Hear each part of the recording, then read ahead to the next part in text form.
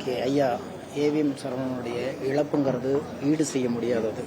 நம்ம எல்லாத்துக்குமே தெரியும், ஏவிஎம் உருண்டை பார்க்கறதுக்கே சென்னைக்கு வந்த புதுசில் ஏதோ ஒரு சுற்றுலாத்தலம் மாதிரி அந்த கேட்டுக்கு முன்னாடி நின்று நம்ம பார்த்துருக்கோம். அவ்வளோ பெரிய சாம்ராஜ்யத்தை தந்தைக்கு பிறகு கட்டி காத்த ஒரு மிகப்பெரிய ஜாம்பவான்.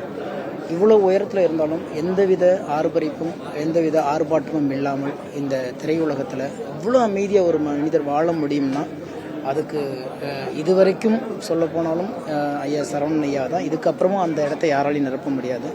ஒரு மிகப்பெரிய சாம்ராஜ்யம் கொஞ்சம் கொஞ்சமாக நலிவை நோக்கி போகிறதுக்கான ஒரு அறிகுறியாக இவருடைய இழப்பு நம்ம எல்லாம் பயமுறுத்துது. ஆனால் அந்த ஏவிஎம்ங்கிற அந்த வெளிச்சத்துக்குள்ளே வெளிவந்த எத்தனையோ படைப்பாளர்கள், படைப்புகள், தொழில்நுட்ப கலைஞர்கள் இன்றைக்கு தமிழ் திரையுலகம்னு பார்த்தா இந்த ஏவிஎம் வாசலை மிதிக்காமல் யாருமே போயிருக்க முடியாது. ஏவிஎம்ங்கிற வார்த்தையை உச்சரிக்காமல் திரையுலகள் இருந்திருக்க முடியாது. அப்பேற்பட்ட சாம்ராஜ்யத்தை கட்டி காத்தவர் இன்றைக்கி நம்ம கூட இல்லைங்கிறது பெரும் துயராக இருக்குது.